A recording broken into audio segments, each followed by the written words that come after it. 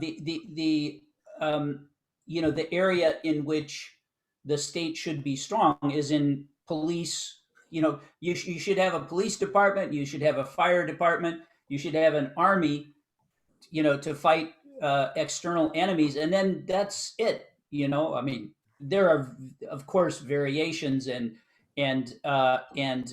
conservative philosophy has or ideology has had to bow to political realities, and therefore there are compromises all the time. But it's from our perspective, from the perspective of conservative ideology in the United States, this is not a contradiction. Strength and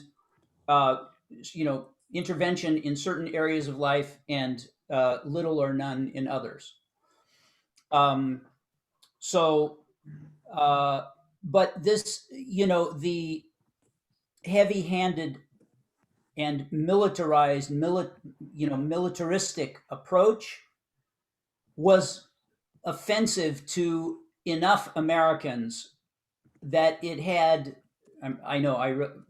enough U.S. citizens, forgive me, that it did have an impact on Trump's popularity among particular groups. Suburban women, white women, abandoned him in droves. And of course, overall, the struggle over racial issues drove, black people and people of color to the polls in very high numbers. So, there was a high turnout, and that's partly the uh, partly the explanation for the result. I hope I answered your question, Lenny. Okay. Thank you, George. Maria. Desculpa, falou, Lenny? Não, Maria, se ela vai responder agora ou depois. Pode ir, María. ¿Ahora? Sí. Sí, Lenin. Mira, la Policía Federal prácticamente ya no tiene incidencia solo para delitos federales en la ciudad. De manera que en la ciudad de Buenos Aires sí hay esta situación que yo contaba entre lugares donde hay fuerzas federales, no la Policía Federal, sino la prefectura o la gendarmería y la policía de la ciudad. Aunque muchos policías de la ciudad vienen de ser policías federales, ¿no? Pero no hay yo no diría que hay un control sobre la población nacional, sino que son controles diferenciales conforme cuáles son las fuerzas que vienen teniendo control sobre esas poblaciones. Entonces, por ejemplo, en la Patagonia, en la zona de comunidades indígenas, por ejemplo, el despliegue de las fuerzas federales, especialmente de la gendarmería, ha sido muy violento, pero además ha tenido el mismo patrón que antes de la pandemia, ¿no? Porque, digamos, la pandemia no se impuso por sobre el conflicto de tierras de las comunidades. Y después acá, bueno, y cada provincia tiene además las áreas de intervención de las policías provinciales. Entonces, en verdad, no hay mayor conflicto entre fuerzas, salvo cuando se está produciendo un desplazamiento de una y el ingreso de otra, ¿no? Como esto que yo contaba, que es en las villas del sur de la ciudad. Hace ya más de 10 años hubo un primer desplazamiento de la Policía Federal, la llegada de las fuerzas de Gendarmería y Prefectura por ese desplazamiento, y ahora estas se están yendo y está volviendo a la ciudad.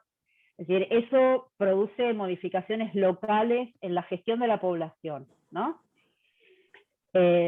Ahora, precisamente, con esta llegada este pase de salida de la prefectura y llegada de la policía de la ciudad, pasaba esto que contaban, ¿no? Y que yo relaté un poquito, que es, bueno, la fuerza que tenía el control y el dominio está siendo desplazada, entonces Sí, prefectura, sí. La prefectura es la que tiene el poder de policía sobre las costas y el agua. Sí, claro, es verdad, disculpa. Bueno, entonces ahí sí, bueno, cuando hay una llegada de una policía que tiene que apoyarse y empezar a construir su poder, como dicen en el barrio, se hacen los simpáticos. Entonces relajan un poco el control, ¿no? Pero esa es la situación, y la federal, francamente, en este punto ya no es lo que era, Lenin. Gracias a los dos. De nada. Obrigado, Maria. Então, a Kátia, por favor.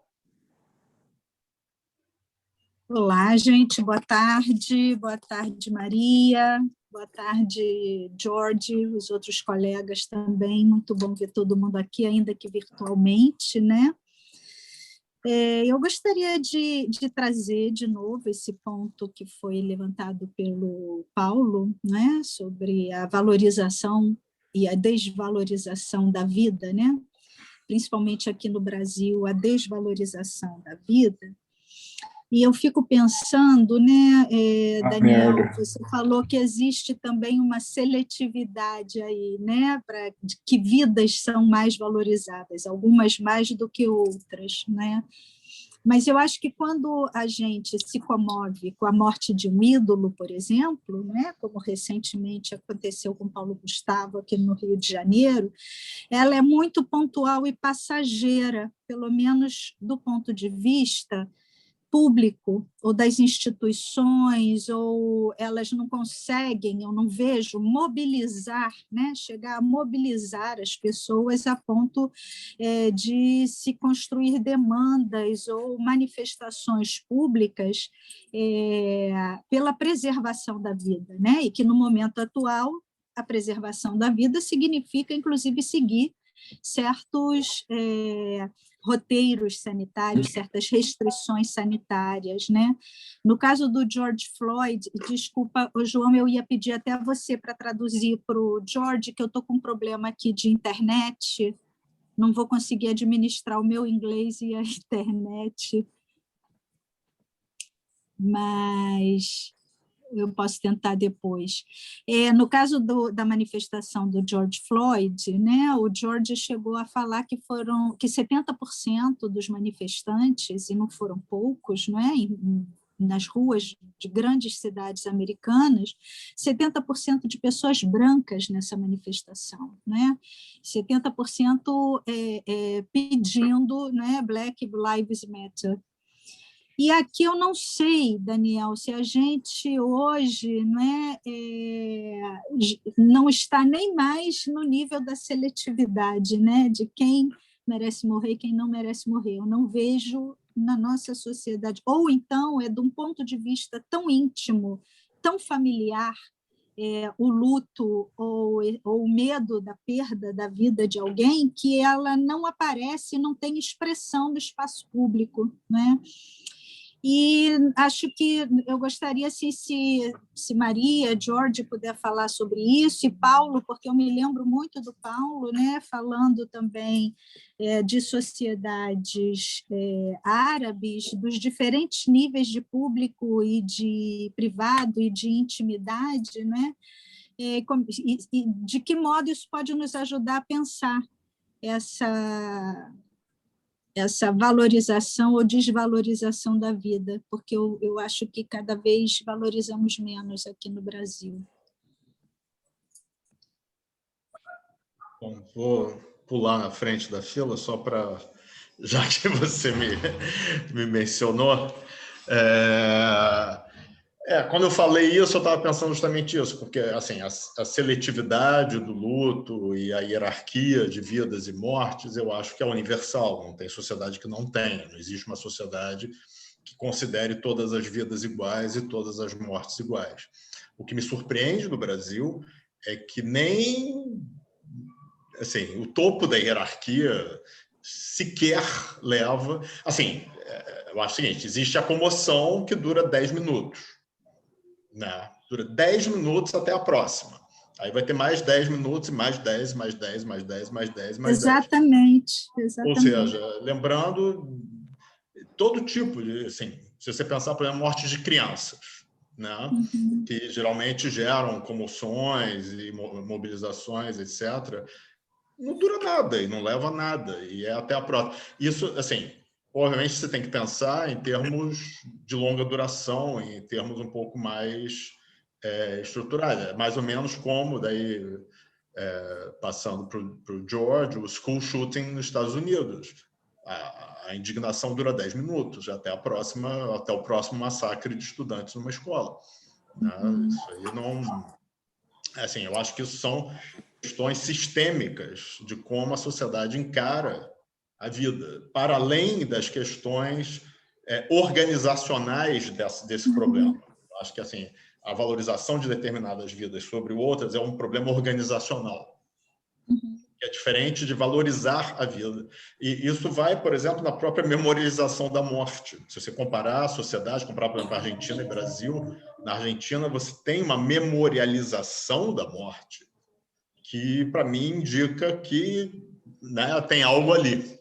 Né? No Brasil, você tem um silêncio e um esquecimento. É isso. Você tem o luto privado, claro, das pessoas, das famílias, não sei o quê, até você tem um luto motivado, digamos assim, de pessoas que são afetadas por uma tragédia, mas isso não leva a uma mobilização para além dos afetados. E quando leva, ela é muito efêmera. É isso que eu chamo a atenção no caso do Brasil.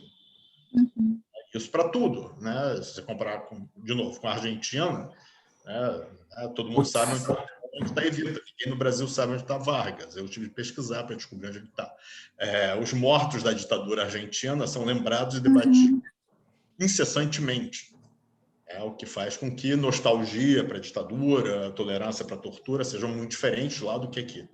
Enquanto que no Brasil nem há debate sobre isso. Né? Então, eu acho que tem uma coisa um pouco mais ampla para além da questão organizacional da morte e da vida, que obviamente vai aparecer no caso de uma pandemia em que morrem números absolutamente assustadores de pessoas. Mas mesmo assim, né, Paulo, você vê, assim, os meus amigos que têm consultório de psicanálise falam que as pessoas estão sofrendo por isso, né, realmente um luto muito profundo, mas é como a gente tem colocado, é num nível muito íntimo, não é? E É o luto porque eu não posso sair de casa, é o luto porque eu não encontro meus amigos, é o luto porque na minha família teve um problema.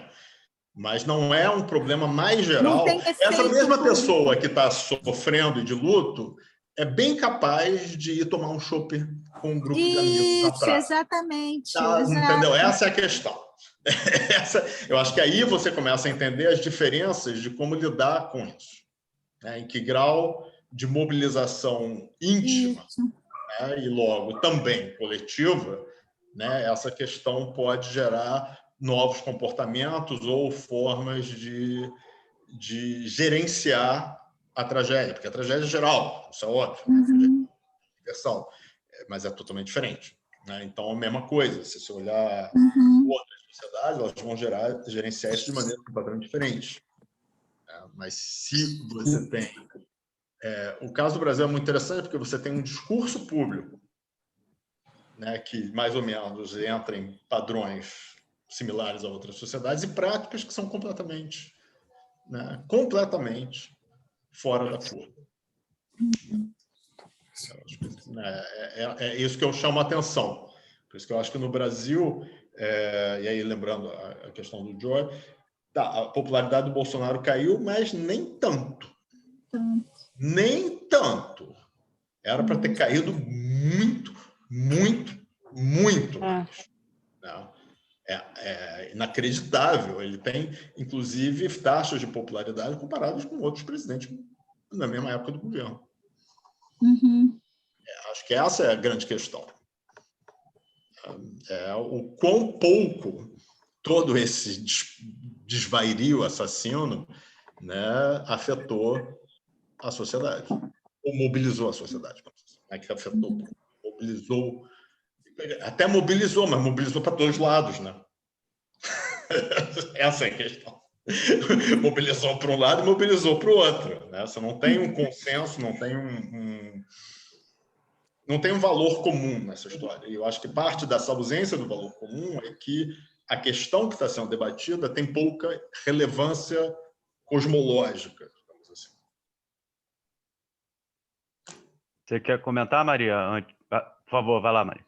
Sim, eu pulei na frente de todo mundo, mas agora quem No. tem que comentar, tem que comentar. ¿Se escucha bien? ¿Se escucha? Porque me quedé pensando en que el punto no es qué se hace con esas muertes, ¿no? ¿Qué es lo que se hace con eso? ¿Qué es lo que se hace con esos muertos? Como siempre, esa es la pregunta, ¿no? Y pensaba como aquí, apenas al inicio de la pandemia, murió una mujer que se llamaba Ramona, que era una mujer que la semana anterior había salido en la televisión de una villa muy grande, había salido en la televisión denunciando que no tenían acceso al agua corriente, y que tampoco estaba funcionando en la ciudad de Buenos Aires el servicio de distribución de agua potable, que son camiones que llevan el agua a tanques comunitarios. Cuando la indicación era que había que mantener la higiene, que había que lavarse las manos, etc. Esa mujer hizo, que además estaba ligada a una organización villera y tuvo una fuerte presencia nacional, a la semana murió de COVID. Y eso fue una situación muy dolorosa, muy triste, pero también fue puesta en juego para el reclamo de derechos de la población con acceso restringido al agua potable, al agua de red.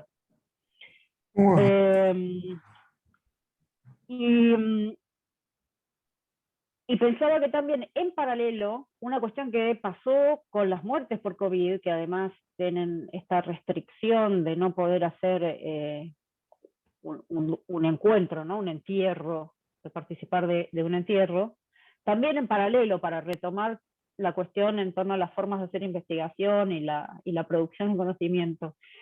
En el CONICET se activó un grupo de gente que viene de las ciencias sociales y de las humanidades, que estaban trabajando sobre la muerte digna y especialmente sobre eutanasia, e incorporaron a otros actores colectivos para discutir sobre el derecho al duelo, a las formas de tramitar el duelo, ¿no? Entonces me preguntaba cómo en realidad estos dos casos eran estos dos casos, que es un caso de una muerte con nombre y apellido y un lugar donde viví, una situación muy clara, y las muertes en general fueron convertidas en una demanda por algo, una intervención en torno a algo ligado a un derecho, ¿no? Me parece que eso es como una marca local interesante para mirar, ¿no? Bueno, cómo eso pudo ser reconvertido en otra cosa que piensa sobre la muerte, ¿no? Como las formas de tramitarlas y de gerenciarlas, y cómo el lenguaje en el que siempre se traducen estas cuestiones es aquí, ¿no? En esa clave de derechos. Una de las pocas ocasiones en las que pude hacer trabajo de campo in situ durante la pandemia, en uno de los momentos de cierta apertura para la circulación, fui justamente a tener una reunión en una junta vecinal en una de las villas, y ese día había muerto un referente de la villa, y la forma que habían encontrado de despedirlo era que el cortejo pasara por la calle principal de la villa, ¿no? Y eso se convirtió en un acto comunitario, ¿no? Entonces me pregunto esas cosas, ¿no? Si esos son los caminos para empezar a analizar esas situaciones, ¿no? que se planteaban. De cuál es el lenguaje local disponible para intervenir, ¿no? Y hablar de eso. Estoy pensando en falta. Obrigado, Maria. George, it's your turn. Thank you. So first of all, hello, all my good friends. So nice to. Hello. Katya asked about the response to selectivity of deaths, and just let me be clear, Katya, you were referring to deaths by the virus, right? Actually, George, I was saying that I think it seems that in Brazil, we have, on the one hand, a total despise of life. But life is not a value, is not, as Paulo said, a cosmology. Yeah. And people suffer and live I forgot, how do we say luto in grief? We grieve, but very, in the dimension of intimacy, in a very private context. And even if we have a selectivity, when we have like an idol who left us by COVID recently, his death really was, we had a big commotion. But it didn't have any effect publicly. It didn't turn into anything for a new policy or a new consciousness for life, and people don't go to the street to struggle for life. They may go to the street to struggle against restrictions and sanitary restrictions, but not for prevention of death. Yeah, well, you know, here we had very disparate reactions, depending greatly on political affiliation. I honestly think that the approach of the Trump administration and of the Republican Party, including its many adherents to this all, was they couldn't. It was a little bit difficult to admit, but essentially it was let people die. If older people die, well, they're going to die anyway, so they die a little bit sooner. Big deal. And if other people die, well, they're I mean, that's just life and death. Death happens to everybody. So it's going to come at one time or another, and the strong will survive and the weak will be weeded out. That was really, I think, the overriding sort of philosophy and approach.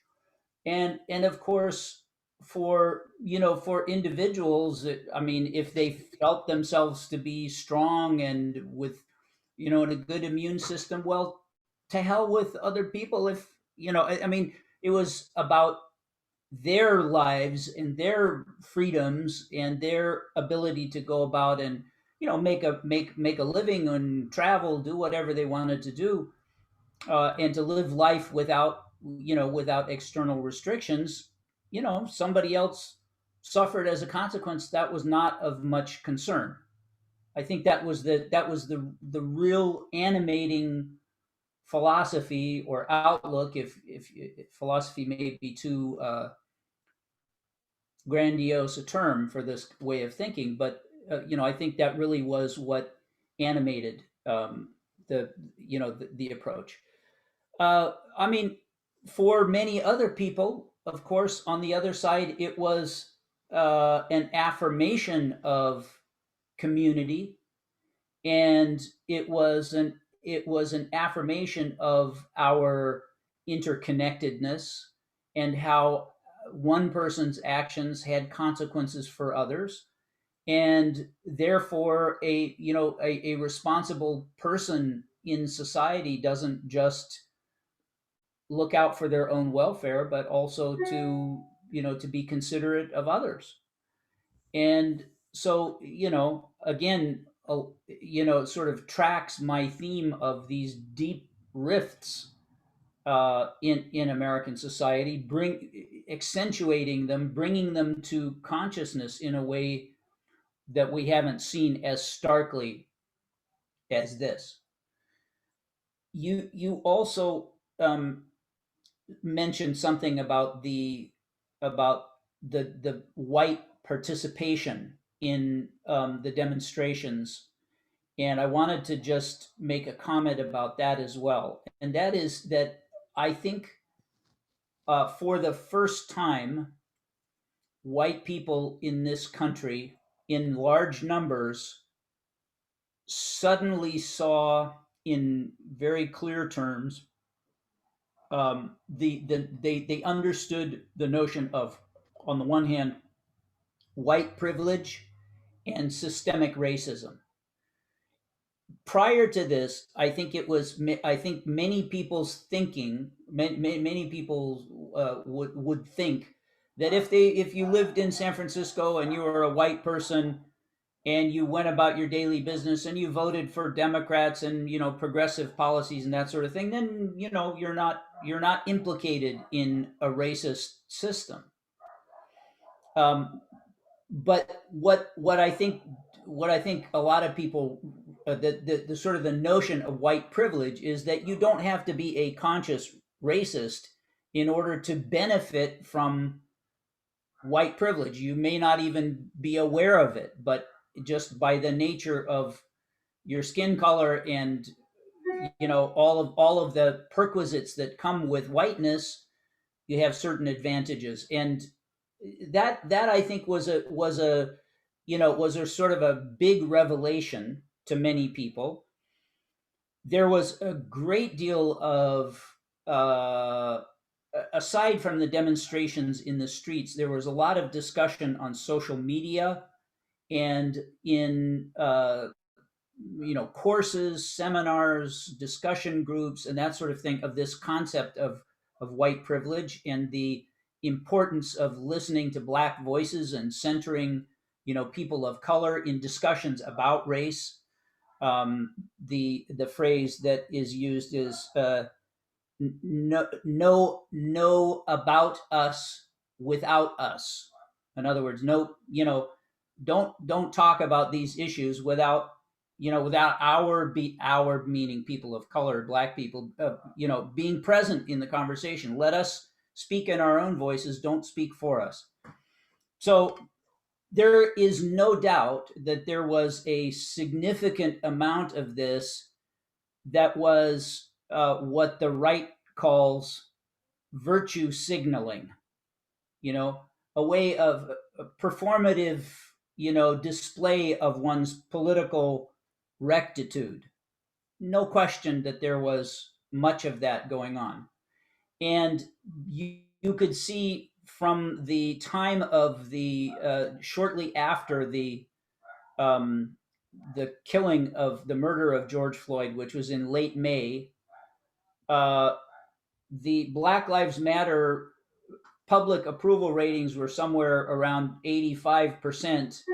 And within a couple of months, it had receded. It had dropped to maybe 64% or something like that. So, there was this outburst of, kind of guilt and new awareness and that sort of thing that receded. But I don't think it has receded to prior levels. I think there is a kind of an understanding that that has not been present in the past. And it is now playing out in battles over education. That's the latest front. Republican states, for example, are trying to ban teaching about slavery. They're banning the teaching of critical race theory and that sort of thing. And they're literally trying to mandate through public education that you cannot talk about these things in the classroom. So this is where where the battle is heading at this point. But I do think that there was a major shift that occurred, and it won't be returning to the way it was before.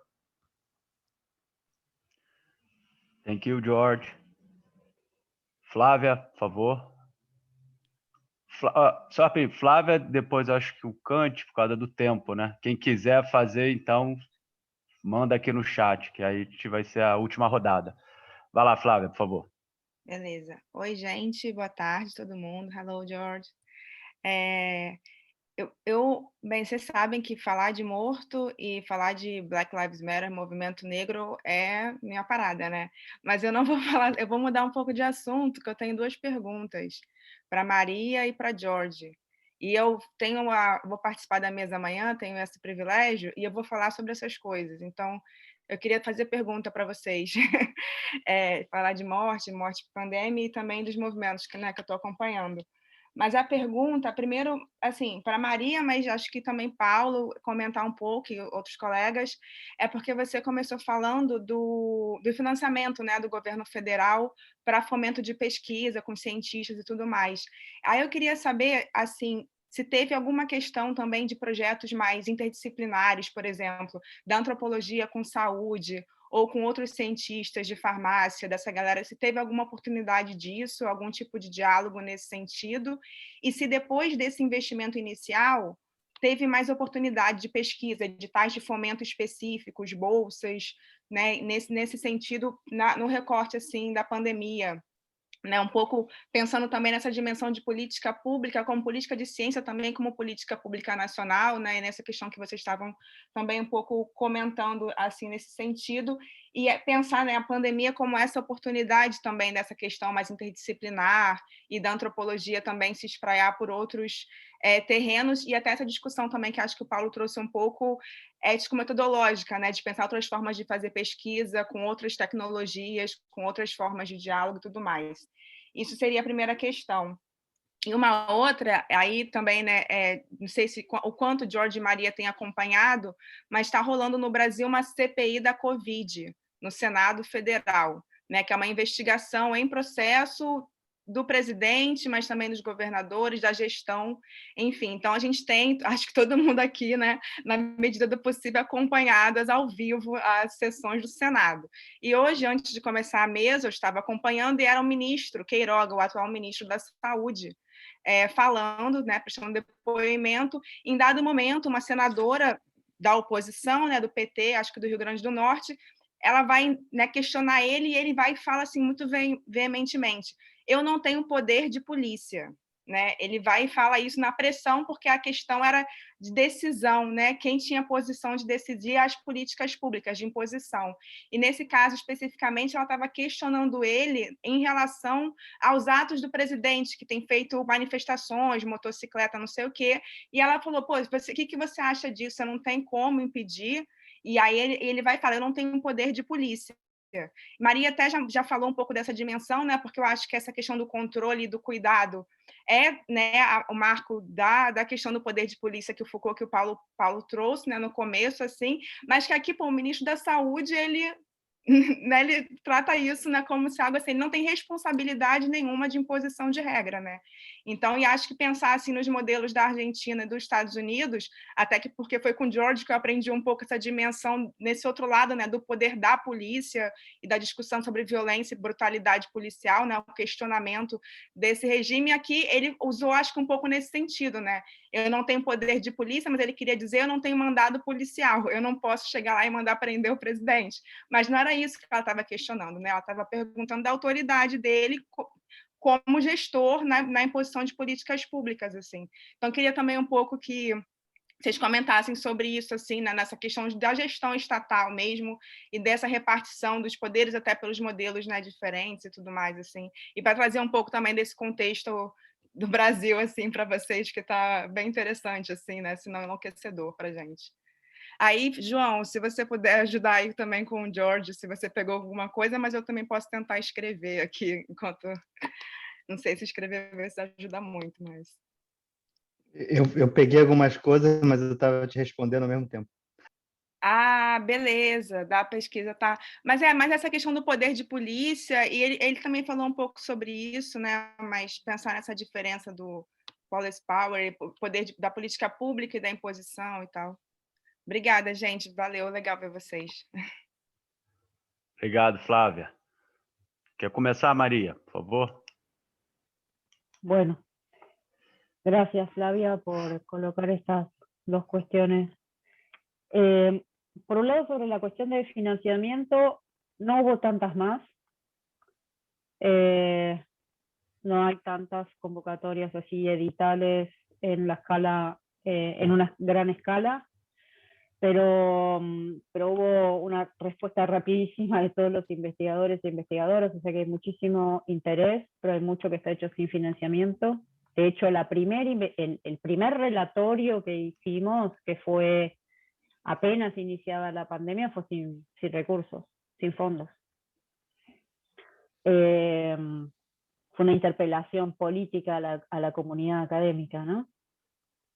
Y respecto de convocatorias interdisciplinarias, no que yo conozca, pero esto que estaba contando de ese espacio de funcionamiento en red para el derecho al duelo, que se acompaña de las iniciativas sobre muerte digna, y que empieza a pensar políticas públicas en materia de gestión de la muerte, de una gestión humanitaria de la muerte, sí implica a otras disciplinas, o por lo menos abrió el espectro a la gente de medicina, a la gente de derecho, a la gente de psicología, sociología y antropología. O sea, abrió un poquito más el horizonte, ¿no?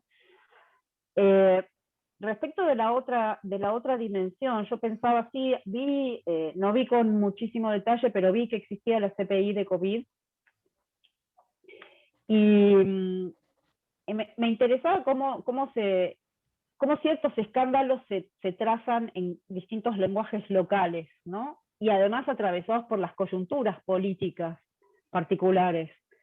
Porque acá, hoy, por ejemplo, está habiendo una presentación de todas las farmacéuticas en la Cámara de Diputados, y en realidad esto fue bastante a presión de un trabajo intensísimo de lobby para la Pfizer. Un lobby, pero así descarado, ¿no? Evidente, de los medios concentrados de comunicación, de operadores políticos, de diputados que son algo así como casi visiblemente obsceno, es obsceno en un punto, ¿no? Pero eso consiguió que hubiera una presentación donde también está la Pfizer, que es una empresa con la que se están haciendo negociaciones y que no se terminaron. Pero quiero decir, la cuestión apareció muy ligada a sospechas de corrupción en acuerdos con las farmacéuticas proveedoras de las vacunas. Por otro lado, aparece la discusión sobre las farmacéuticas desde el gobierno en clave de soberanía en materia de producción de conocimiento y la posibilidad de fabricar aquí la vacuna. Es decir, y la discusión pública empezó a tomar carices en clave ideológica casi absurdas, ¿no? La Sputnik es la vacuna soviética. Entonces, me parece que... ¿Me escuchan? Porque me hacen unos ruidos estos cositos. Entonces, me parece que ahí hay algo de cuál es la arena local en la que está dándose una disputa entre la oposición y el gobierno nacional, ¿no? Que hizo que se trazara en esa clave de corrupción y empresas además asociadas a naciones, y naciones que son posiciones políticas, ¿no? Y después, por otro lado, sí apareció claramente el desempeño del Ministerio de Salud, poniendo muy sobre la mesa que tienen poder de policía de Estado para garantizar la distribución justa, igualitaria de las vacunas, para garantizar que la población tenga acceso a las vacunas, para hacer política sanitaria, ¿no? Como que ese actor se posicionó claramente en la escena nacional, incluso con una política de comunicación muy masiva y abierta y clara, ¿no? O sea, mostrando, yo creo también trabajando en volviendo a esa clave, ¿no? De control y cuidado y buscando puntos de un anudamiento feliz, si se quiere, ¿no? De esos dos polos. Eso diría respecto de tus preguntas. Y eso que no avanzamos sobre lo que puso sobre la mesa Pablo Gabriel acerca de la emergencia de nuevas tecnologías de control.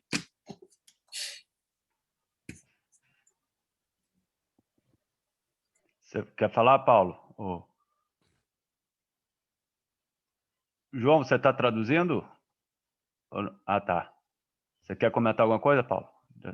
Não, acho que assim, eu já falei no geral.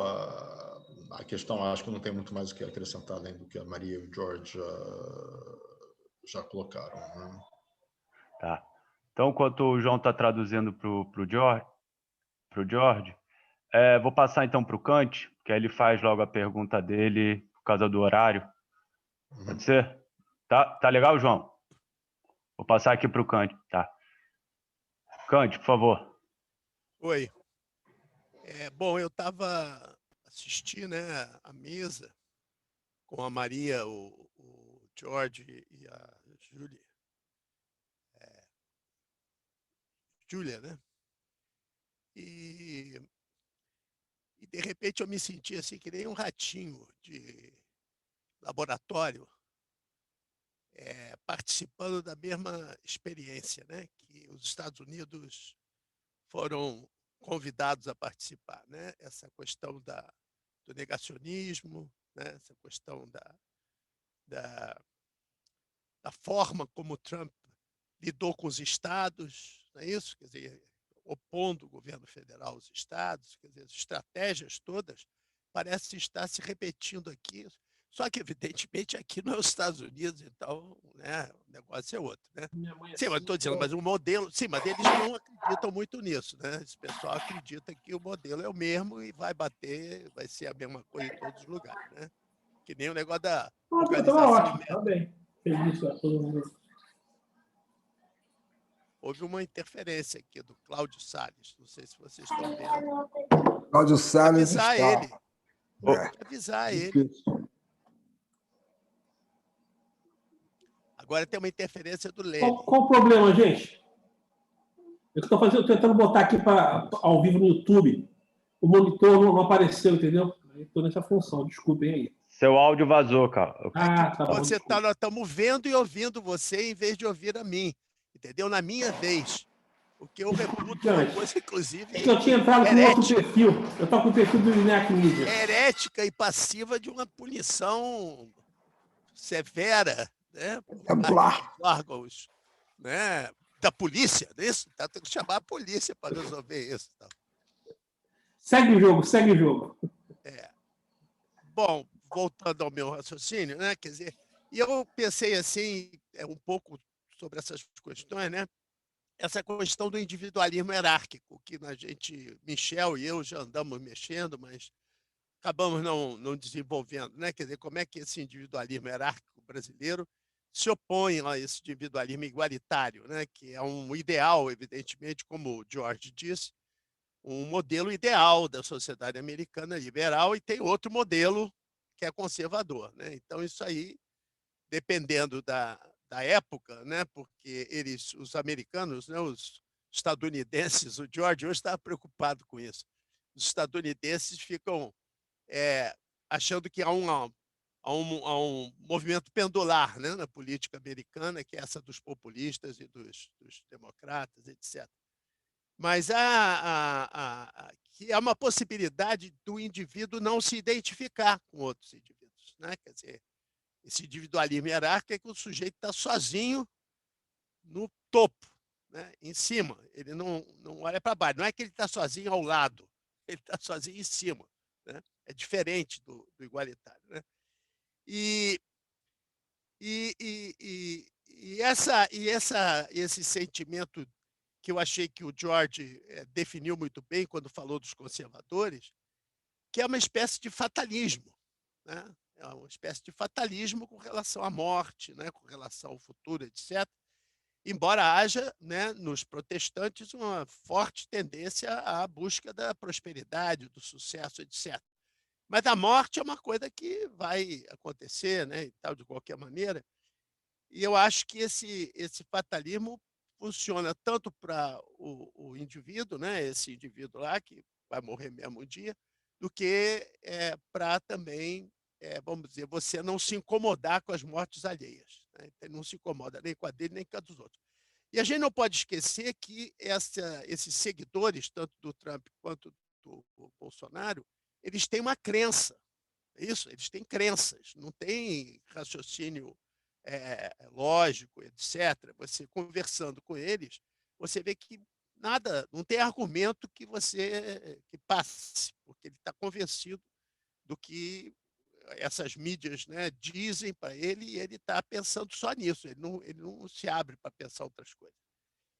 E então eu acho que essa identidade que ele tem com os crentes, né, os crentes bolsomínios, né, é uma identidade, é a única identidade que ele tem coletiva, mas ela não é coletiva porque ele acha que ele está sozinho no topo da montanha, né, no negócio do individualismo. Mas, de qualquer maneira, eu achei muito interessante essa comparação que houve hoje, né, entre a África do Sul, a Argentina, né, o África do Sul, Argentina e Canadá, né, que trouxe como é que em diferentes situações, né, vamos dizer, esse rigor, né, do governo se expressou e como é que foi diferente aqui no Brasil, né? Porque aqui, diferentemente da África do Sul, que quis controlar a população, aqui você não quer controlar a população, você quer, né, controlar a população para ela não seguir as regras sanitárias, né? Essa aqui aí você dá tiro de borracha nas pessoas, etc. Mas para ela não seguir as regras, né? Lá na África do Sul foi para seguir as regras, né? Muito próprio, né, dessas civilizações, né, vamos dizer assim, né? E enquanto que na Argentina, né, o governo, eu achei fantástico essa ideia de que ele chamou a ciência, né? Que foi exatamente o que o Brasil não fez, né? O Bolsonaro não fez. O Trump também, né? O Trump também botou um sujeito lá, que era o cara da virologia, que ficava falando lá coisas interessantes e tal. Ele não ouvia muito, mas o cara deixava o cara falar, né? Aqui ele botou um general, né, no lugar.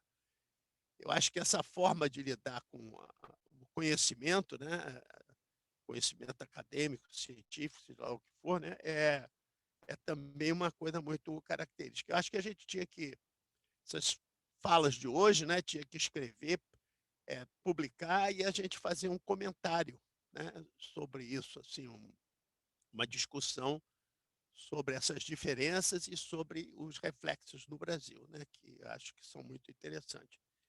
Então, não estou propriamente fazendo uma pergunta, mas algo que eu fiquei inquieto, né? Porque eu não sei o que Paulo falou, porque eu estava, infelizmente, tive que sair daqui, né? Não sair de casa, sair daqui. A gente sai e entra, né, no mesmo lugar, é uma coisa fantástica. Você está no mesmo lugar, você sai, entra, não sei o quê. Sobre esse negócio do controle, mas evidentemente que o controle brasileiro não é o controle americano, né? Nem é o controle da África do Sul, nem é o controle. E esse negócio de poder de polícia, esse ministro não sabe que ele tem a vigilância sanitária, né? Tem um troço chamado vigilância sanitária que tem todos os poderes de polícia. Faz o diabo, prende, fecha a loja, faz o inferno, né? Aquilo ali, quando cisma, é o inferno. Então, esse cara está enrolando mesmo, como todos eles, né? Estão fingindo que não tem. Uma coisa é o poder de polícia, né? Outra coisa é o poder da polícia, né? Mas o poder de polícia, a vigilância sanitária está cansada de saber e impõe regras, né? Fecha estabelecimentos, inclusive pode aplicar o que quiser. Isso aí é vigarice dele mesmo, que não quer se responsabilizar, né? Mas é isso, eu estava pensando nessas coisas e eu acho que elas foram muito interessantes, muito inspiradoras, e especialmente aquela aula que o George deu, né, sobre essas coisas todas misturadas, né, a economia, né, o racismo e a epidemia, e como é que isso se junta na eleição, né, e as consequências funestas, né, que nós vamos ter pela frente com esses trumpianos todos seguindo, né, os conservadores lutando. Mas eles estão em luta, né, há muito tempo, e acho que não é grande novidade isso, né? Houve períodos de maior liberação nos Estados Unidos. Eu cheguei lá nos Estados Unidos em 79, quando o Reagan estava iniciando o governo, né, na Califórnia. Então foi realmente, aquilo foi uma escalada, né? O tempo todo que eu passei lá, 79, né, 81, depois de 85, 86, foi uma escalada de conservadorismo, né, que parecia ter terminado como Obama, como diz o George, mas efetivamente não foi, porque ele não controlava, né, os mecanismos legislativos, então não pôde fazer nada. Porque lá as coisas se fazem com a lei, né? Aqui não, né? Mas lá é com a lei. Só isso, não queria... são reflexões, né? Agora, esse negócio da vida eu acho muito importante, e acho muito importante essa questão desse negócio do povo, né? Do povo escolhido, o negócio de Israel, né? Esse pessoal todo que quer mudar a capital de Israel para... Né?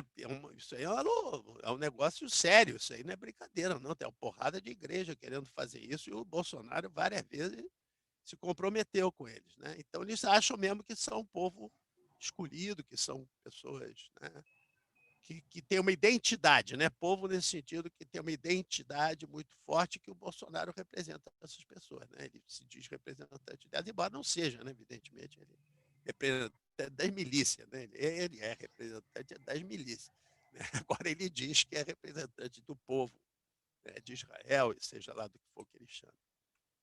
Ok. É só isso, Fred. Obrigado. Reflexões, assim. Fazer um rápido comentário também, né, aproveitando a fala do Kant. Eu acho que tem uma coisa também importante para entender a diferença também da extrema... Acho que tem uma diferença da extrema-direita na Europa e na América, que na América, tanto o Trump quanto o Bolsonaro, quanto todas as figuras de extrema-direita que aparecem, enquanto na Europa você tem partidos de extrema-direita, na América você tem projetos de autocratas, né, que obviamente deu mais certo no Brasil do que nos Estados Unidos. O Trump tentou, mas as instituições americanas são muito mais resistentes do que as brasileiras. Então, e aí discutir o ministro é inútil, porque tudo aquilo é um show, né, para colonizar o espaço público com absurdos, né? Então, tanto faz. Ele vai falar uma idiotice, o outro vai falar outra. Eu escrevi isso para o blog, né? Isso lembra muito os ditadores árabes, mas o que é surreal no caso do Brasil, que isso acontece num espaço de liberdade de expressão garantida. Você não tem a polícia secreta matando quem critica ou ironiza isso. Então, é um projeto muito bem sucedido num campo aberto, que realmente implica que tem uma ressonância cultural com o resto da sociedade, né?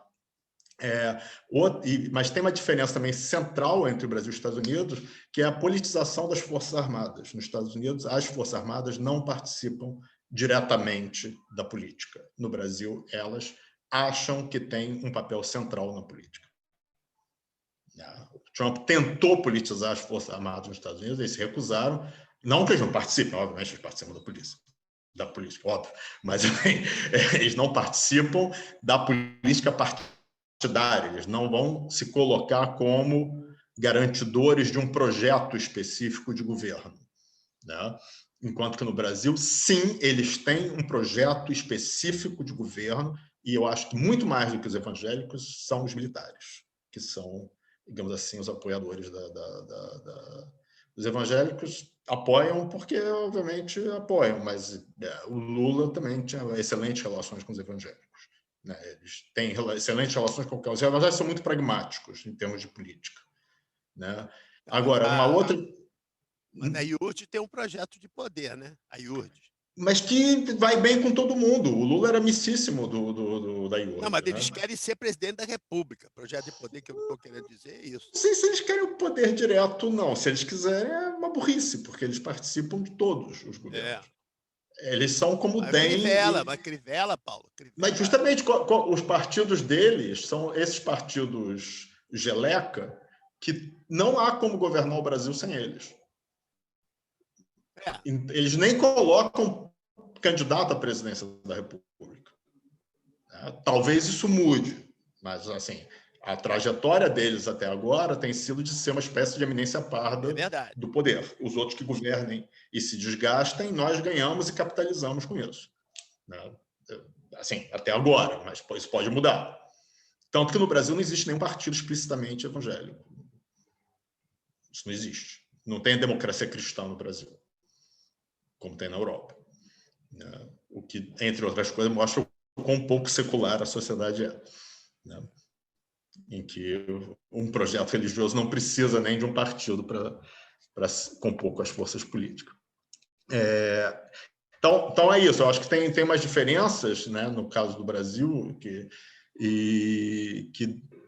chamam a atenção para a gente, que o Kant falou, embora, né, obviamente, isso tudo seja parte de um mesmo fenômeno global, né, isso vai ter especificidades sociais, culturais e conjunturais em cada sociedade. Né? E uma coisa que me chama muita atenção é os Forças Armadas.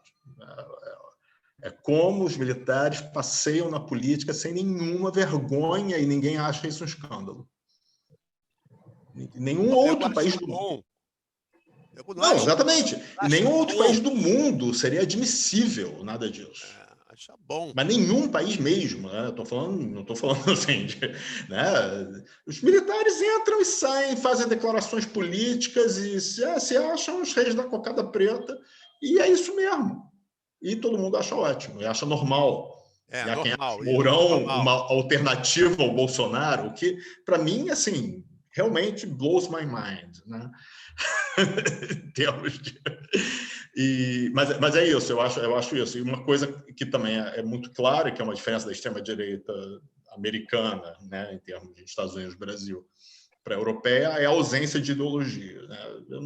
Eu não acho que eles têm crenças tão fortes, não. Eles têm um discurso que é isso, junta isso, aquilo outro, e vai para cá, vai para lá. Claro, é conservador no geral, claro, tem algumas palavras-chave, mas não tem uma elaboração discursiva, né, que você possa chamar de uma ideologia. Não tem algo consistente, né? Assim, não tem um texto fundador, não tem nenhuma elaboração intelectual, nada disso. É tudo o que sair da cabeça dele. É muito autocrático, muito mais do que um movimento político de massa, de partido, entendeu? Bom. Né? É muito autocrático. E por ser autocrático é uma loucura, óbvio, né? É o que sair da cabeça dele naquele momento. Saiu isso hoje, sai outra coisa amanhã. Tanto que ele ia passar a embaixada brasileira para Tel Aviv e foi lembrado que sem a compra de carne e frango dos países árabes, o Brasil vai para o colapso econômico. E aí ele não passou. E isso não gerou nenhum problema existencial e nada disso. E bola para frente, e aí mais uma coisa, uma madeira de piroca para todo mundo. Por aí vai. Entendeu? É muito patchwork, né? É muito artesanal. Não tem, por isso que eu digo, não é ideológico. Isso não tem ideologia. Isso é vazio. É inútil tentar dizer qual a ideologia do Bolsonaro. Não tem. É o que ele sai da cabeça dele. É um autocrata, realmente. Acho que é um projeto autocrático muito mais do que um projeto ideológico, nesse sentido. Né? E aí, claro, a ideologia é preenchida pelos seguidores. Os militares projetam uma, os evangélicos projetam outra, e por aí vai. Mas não necessariamente elas se costuram. Eu acho que tem uma diferença muito, muito grande se você olhar, sei lá, Marianne Le Pen e Bolsonaro. Pois é isso que eu estou falando. Aquilo sim é uma extrema-direita ideológica. Ali tem, né, Assim, as ações dela são guiadas por algo que precede e transcende ela, que é uma ideologia. Não sei se Trump ou Bolsonaro tem esse tipo de... Não sei se eles têm capacidade neuronal ou esse tipo de preocupação. Eu acho que o Trump não, nem o Bolsonaro. Mas, por exemplo, na época do Bush, aqueles neoconservadores... E totalmente diferente. Não, aí tem os neocon... Sim, sem dúvida. Aí eu concordo. O governo Bush 2, com certeza, era ideológico.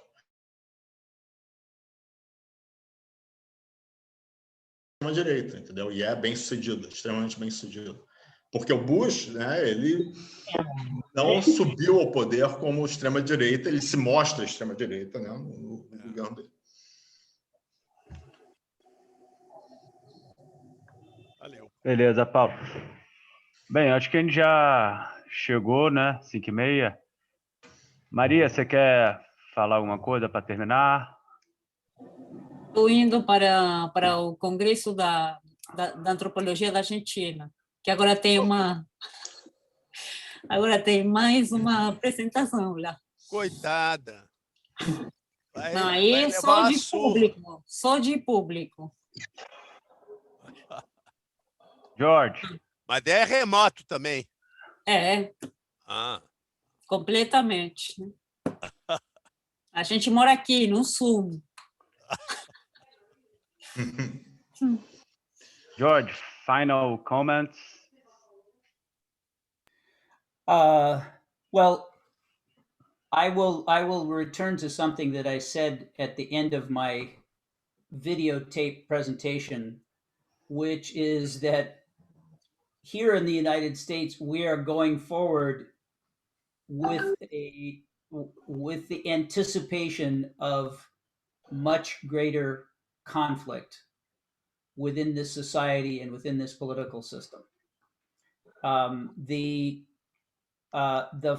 fault lines, the divisions that have been revealed over the past year are deep and durable, and I can say that, you know, I have never lived through a period like this. Eu também acho que era para o acervo. Eu dei uma olhada aqui, então depois você cobra do Lúcio, né? Pode ser que ele esqueça. Ô, Claudinho. Claudinho, pô. Sorry, George. Agora foi a Sônia, E fui eu. Então fica quieta. Fecha o microfone. Tô quieta. Sorry, George. Go ahead. So I'm just going to conclude by saying that we're looking ahead with quite a lot of fear and anticipation of real deep struggle. And it's, you know, we hope that it will be, that we can keep it sort of at the level of political struggle. But it would not be out of the question at all for us to be looking at significant violence in this country over the coming few years. And I would have never said that before. You know, I've never seen a situation like this. But that really, I mean, you know, we had a preview January 6th of the way things could go. And my real expectation is that we will see more of that, not less of it. So, you know, check in with me next year and we'll see where we are. Thank you, George. Paulo, quer falar alguma coisa? Comentário final? Não? Bem, então é isso, pessoal. Muito obrigado, Maria. Maria, eu já te dei a palavra, já, né? Já te dei a palavra, né, para você falar final? Comentários finais? Já, né? Tá. Então tá, acho que é isso, pessoal. Thank you, George. Palmas. Obrigado, João, também pela força. Palmas pro João, Jorge. Muito bom, Beijo, gente. muito bom, muito bom. Muito bom. Valeu, gente. Um prazer ver vocês e ouvi-los. É mesmo. Everybody, it was great to see. Saudades. Saudades de se encontrar. É, Muitas, muitas. Precisamos. Vamos ter. Vamos. Eu só queria falar uma coisa. To George. George, I loved your shirt. The coffee. Sí. Sí. Hermosa, estuve mirando todo el tiempo.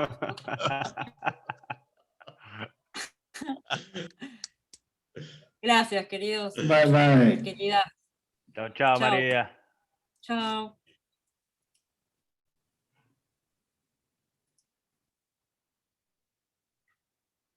Obrigado, Claudinho. Tchau. Um abraço, Cante. oi, um abraço. Pô, eu tinha desligado isso aqui, tá ligado ainda? Pô? Tá ainda. Claudinho, eu tô com o cabelo ao contrário do seu. Eu tô vendo, Só tem no meio. Engraçado, né? Isso ajuda pro distanciamento social. As pessoas me veem através da rua. Ah, é? Nem precisa botar máscara. Ah! Tá certo. Obrigado, João. Um abraço. Um abraço. Se vê amanhã. Tá.